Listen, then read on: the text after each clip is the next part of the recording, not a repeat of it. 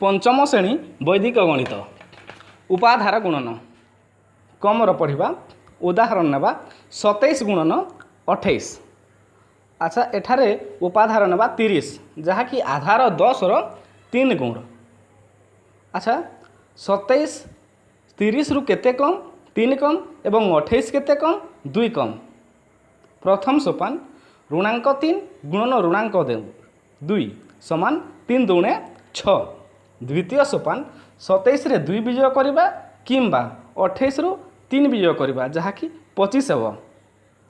डाहाण पटे आम 6 लिखिला बाम पटे आम 25 लिखिला। 25 गुणन 3 करवा कहीं 25 गुणन 3 करवा 10 रो 3 गुण होउछि 30 तेणु 25 3 75 कला 6 को तल को ओह्लाइला जहाँकि 27 गुणन 28 हेब 756। द्वितीय उदाहरण को जीवा 56 गुणन 54।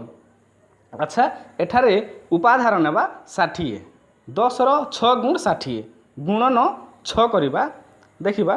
अच्छा 56 केते कम 4 कम एवं 54 केते कम 6 कम। प्रथम सोपान ऋणांक 4 गुणन ऋणांक 6 समान 6 चौ 24। द्वितीय सोपान 56 रे 6 विजय करवा एवं 54 रे 4 विजय करवा जहाँकि 50 हेब।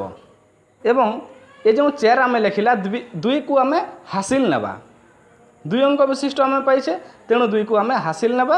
50 गुणन 6 समान 300 है 300 रे 2 मिसेबा 300 जोग 2 समान 302 4 को ओह्लाइबा एकक स्थान रे लिखिबा एवं उत्तर पाइबा 56 गुणन 54 समान 3024।